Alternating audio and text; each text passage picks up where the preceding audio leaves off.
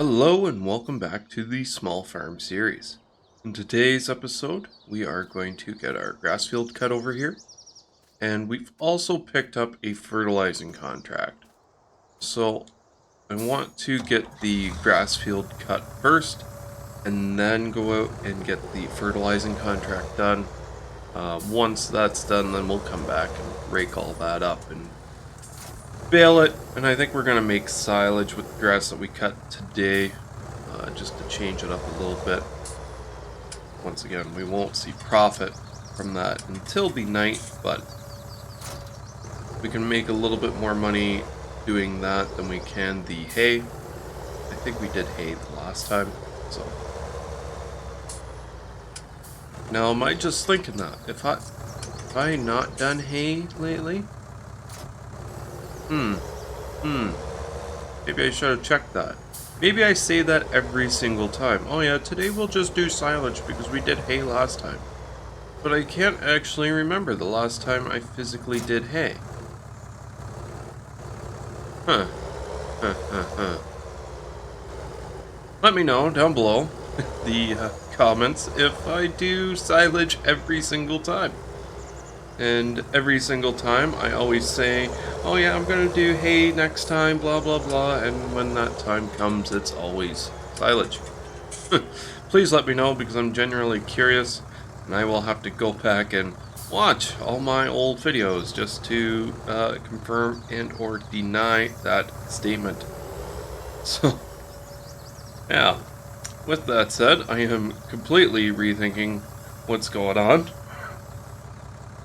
But we will get everything sorted out here momentarily. There we go. We got our GPS line all set up nicely there. We'll get time bumped back up. This definitely won't take very long. It never does. It does suck that we've got the loader on the front just because it makes it a little bit more difficult swapping between everything to raise and lower it. But we will make do with what we got. I did try to fix the 398 over there, and by fix I mean buy it or sell it and rebuy it again off camera, and that didn't work. So it will definitely be something to do with the actual XML files. I'm not sure if it's just an attacher point that I have to put on or like a hitch type. I'll have to take a deeper dive into it, but for now, it's just not going to have a front loader. That's what I've come to terms with. My front loader tractor is no longer my front loader tractor, which sucks, but there's not much I can do at this point. Also, from now on, hopefully you're watching this on Friday. My videos are not going to come out on Thursday, Friday, Saturday anymore. They're going to come out on Friday, Saturday, Sunday. And the reason being, as of right now with my work schedule, I have every Thursday, Friday off and every other weekend. So, with that being said, yeah, I have 4 days off every 2 weeks to be able to get some of my online projects done. But for you guys, I can't, if I'm real busy throughout the week or my previous days off, I can't physically get a video out on Thursday. I'm recording this on Thursday today, to be honest with you. I had all the intentions of coming home from work last night, recording this, and probably staying up late enough to get it edited and started to upload and just let it go overnight. However, I didn't get home until midnight, and then my brilliant ways, I couldn't fall asleep last night, so I stayed awake, I think, until like 5 a.m. this morning, so I got another 5 hours of sleep last night, which, to be honest, might seem like not that much, but that's normally what I get of sleep per night, or less when I'm working, to be honest with you. Not sure if that's healthy or not. I'm sure one of you guys would know. Maybe you guys will even tell me down below in the comments, but that's just what I end up doing most times. So, enough about me. Well, I mean, yeah. Anyways, farming, virtual farming, not even real farming. But Millennial Farmer came out with a video the other day. I actually just watched it of one of his semis in the ditch. And the farm sim guy actually reached out to me in his Discord asking for an opinion. And I did just finish typing that up. That's one of the reasons why I'm so late recording this, is because I had to watch that video and get back to him. And if you haven't watched it yet, like the video itself, the semi-truck in question was making what looks to be a right-hand turn, and it looked like a fairly tight turn because the semi was on the shoulder of the road on the opposite side of the way he was turning, if that makes sense. And the back two passenger side tires of the trailer sunk down into the ditch and leaned up against a stop sign. So that's not a good spot for the trailer. It's a bad spot to park regardless. I'm not sure what the pay for parking situation is like over there, but around here that would be a pretty hefty bill. No, yeah. That's a joke if you didn't get that. Anyways, yeah, so if you guys watched the video, they have a Z boom truck, so the boom is not independent from the wheel lift. So it's just a straight truck. Apparently, I actually didn't read the comments because I was looking at the video on my phone. Apparently the tow company, which the name did get shown in the video, which really depends if the operators or the owner of the company was okay with that. I'm not sure if they were or not. And I'm pretty sure they weren't quite ready for the backlash they got. Moral of the story is a couple of the winch lines, or not winch lines, but the couple of the straps that they were using was breaking. Now, by the looks of it, the trailer was probably loaded if he was leaving the field in the first place. So you're looking at a lot of weight. And from what I saw there, their weakest links were their straps. So if their weakest links are their straps, they should really get some heavier duty straps, or even some newer straps, because straps are one of those things where it can they can get frayed, and then their working load limit is no longer the same, right? If you have any sort of strap and they start getting frayed, it's not going to be rated for the same weight as it was when it was brand new, just because it's no longer structurally the same. So I hope that makes sense to you. But what I was saying in the comment that I left for the farm sim guy, and which I'll say to you guys, is if the job got done and the customer was happy with the job that he paid for, no one got hurt, and none of the customer's equipment got any further damage done to it that wasn't avoidable in the first place. So why I say that is, any sort of trailer, especially semi-trailer, they aren't built super strong. Trailers aren't built strong in the first place. I'm not sure if you guys have ever watched one of like the Heavy Rescue 4-1 shows or Highway Through Hell.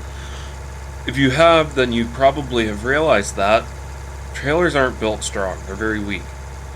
So if you got to pick it up from the passenger side and get it swung over onto the driver's side of the vehicle to get it back on hard pack asphalt, you're going to have to be running along the trailer side if you've got to put any lift into it at all. So damages caused by those straps over there are pretty much unavoidable, unfortunately. That's just, it is what it is. Nature of the beast, if you will.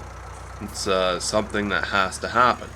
Yeah, you could pull from the passenger side down low or up high just to try to slide it over, but if you need to get it up off of, let's say, a culvert, you're going to put a couple of, whether it's just cosmetic damages into the top of the trailer or not, you're going to cause some sort of damage.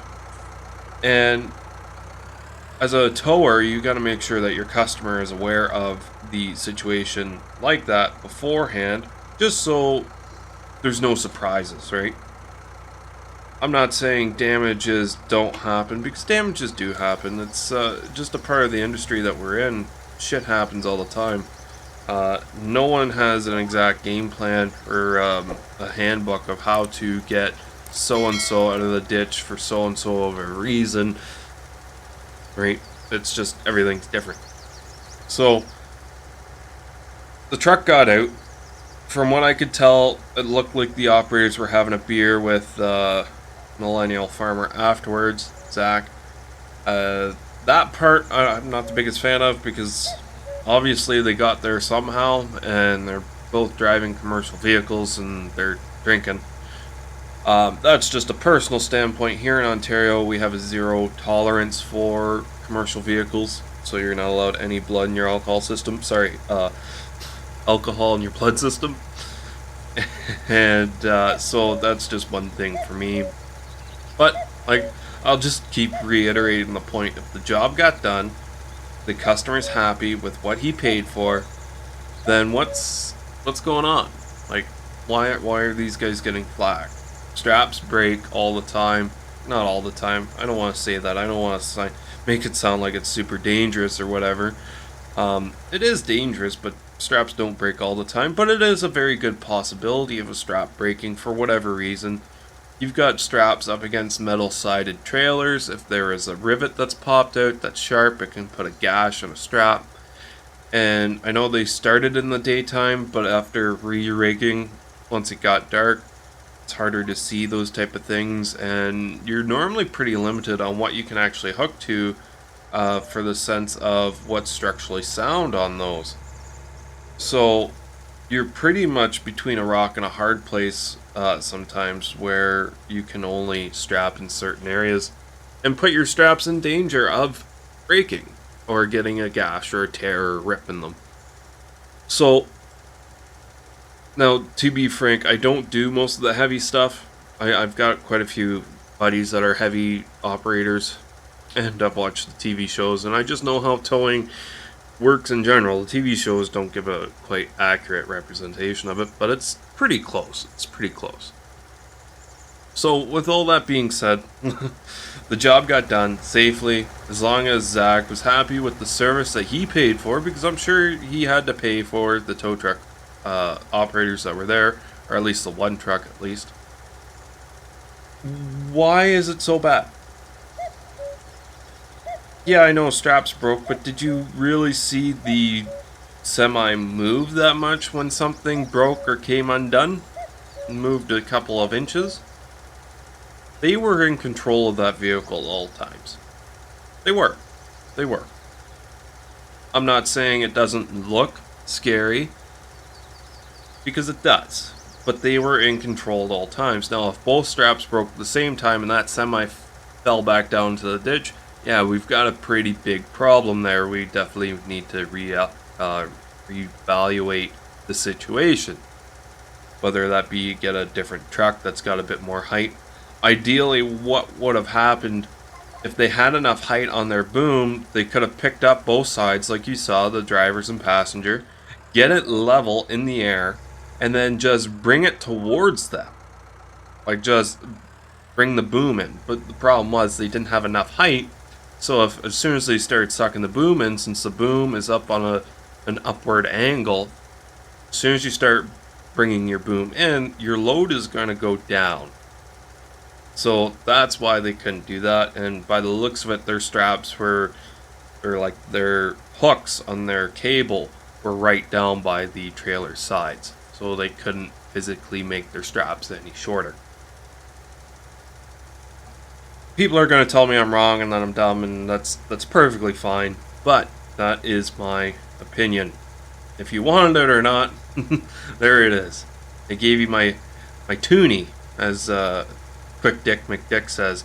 It's the toonie because 2 cents don't buy you very much anymore. So, with that said, guys, thanks for listening to me ramble. I'm going to hammer off this fertilizing contract here. As you can see, it's on field 54. We're 15% done already, and it pays out $12,400. We've only gone through 8% of our fertilizer so far, and we're done almost 3 strips. It's definitely going to take a little bit, but the cost is definitely going to outweigh the time put in.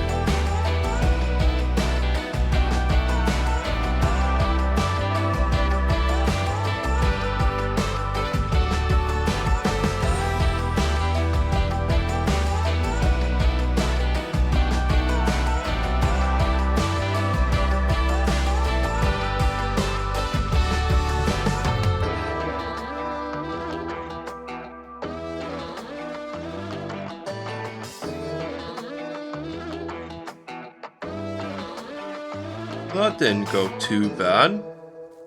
Got a nice chunk of change out of it, so can't really complain there. I think the last time we were complaining about our windrower taking a little bit too long. And where did our windrower even go? Oh,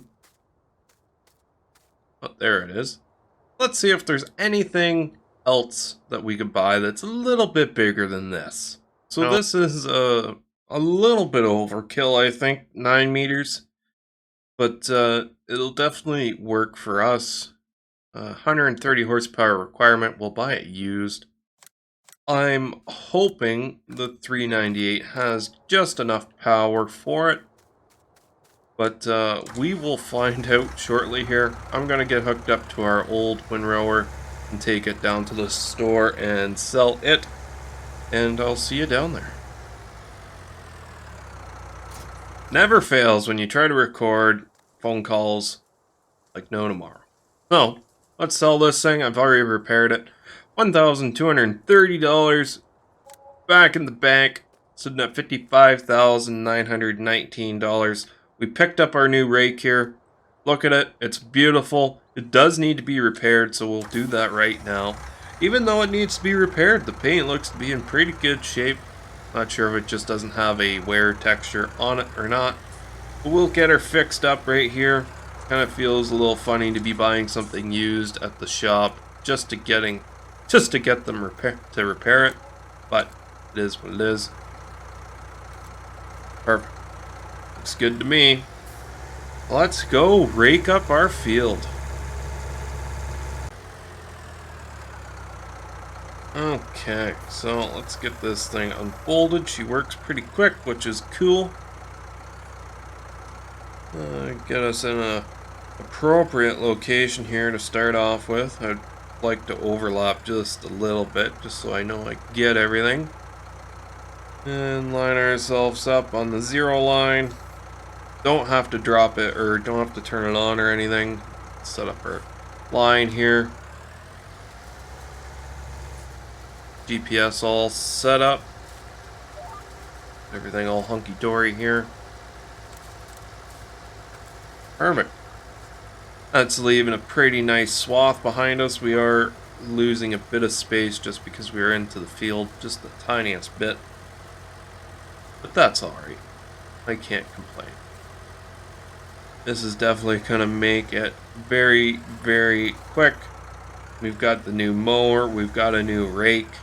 Our baler still doesn't pick up the biggest swaths out there, but it does what we need it to do. It makes bales, so at the end of the day, bale is a bale as long as everything works all right. So we are definitely progressing pretty good in the grass side of things, grass work. So that's pretty good. Just found out that my one tow truck, it broke down the other day. It left me stranded on the side of the highway.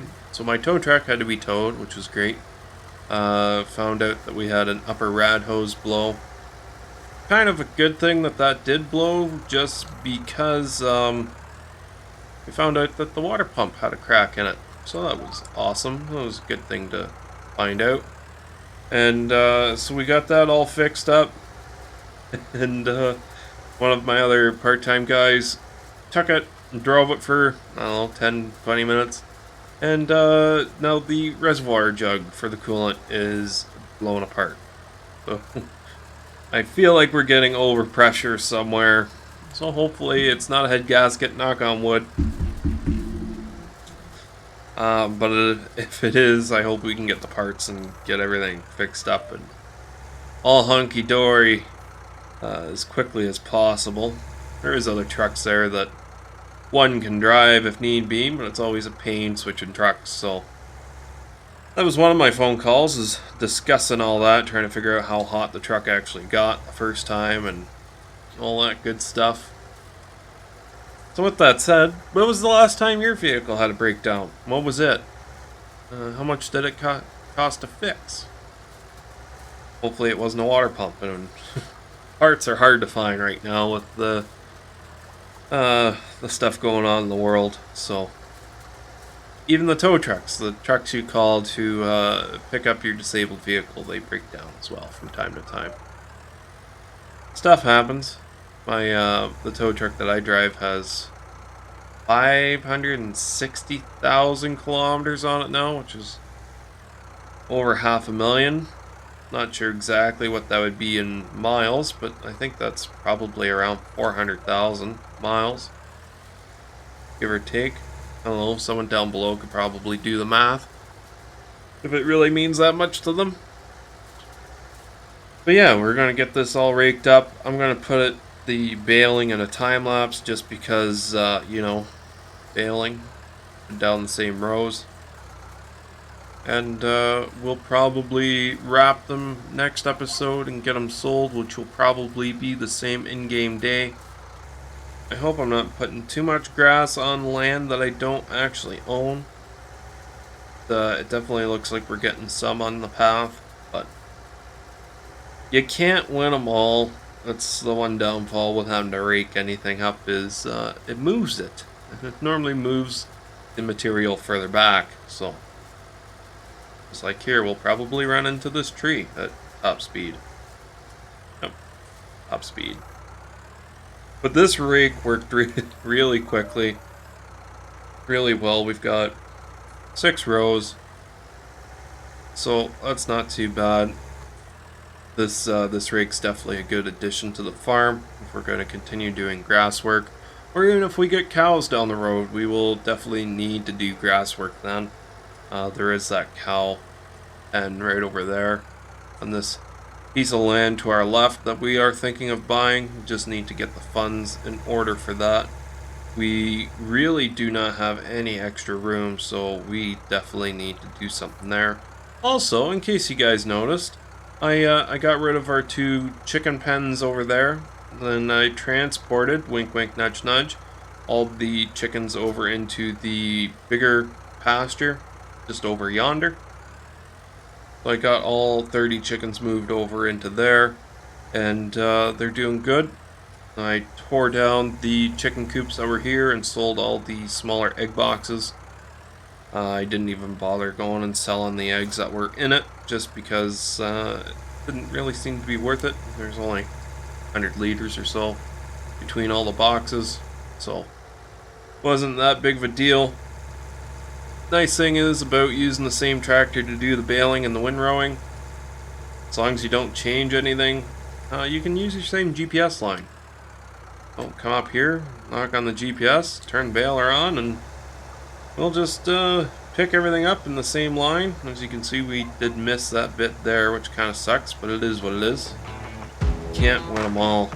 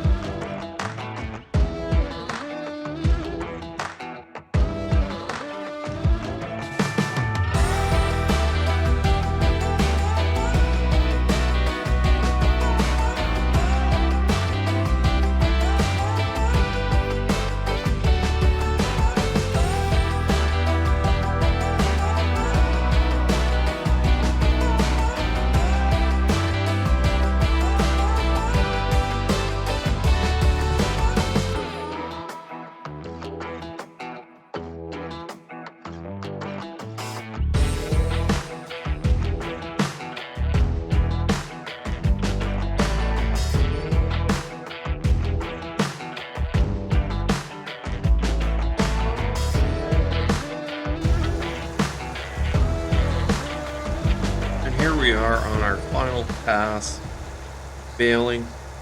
We're probably going to have about 60-70% left. A little bit more than 70, 80% maybe. Just enough to make the dinger come on, probably. Yeah, just enough to have the dinger come on. So that's great. I'm not sure if there's probably enough grass on the pass where we would have enough for a full bale, but we don't. We can't access those because they're technically not our land. So we kind of shot ourselves in the foot a little bit there. There is a bit more of a strip up here that I'll probably just do to see if we can get the full bale.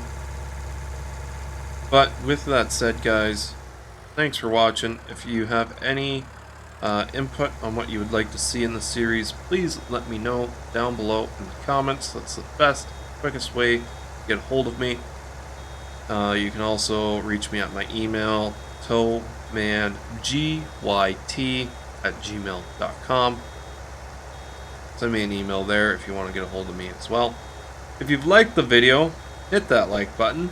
If you like me and you like what I do here, feel free to hit that subscribe button. And I'm going to have enough grass to make the final bale. Happy days. Happy days. Ah, yes. Ending the video on a positive note. Awesome. Anyways, guys, thanks for watching. I'll see you in the next one. Toodles.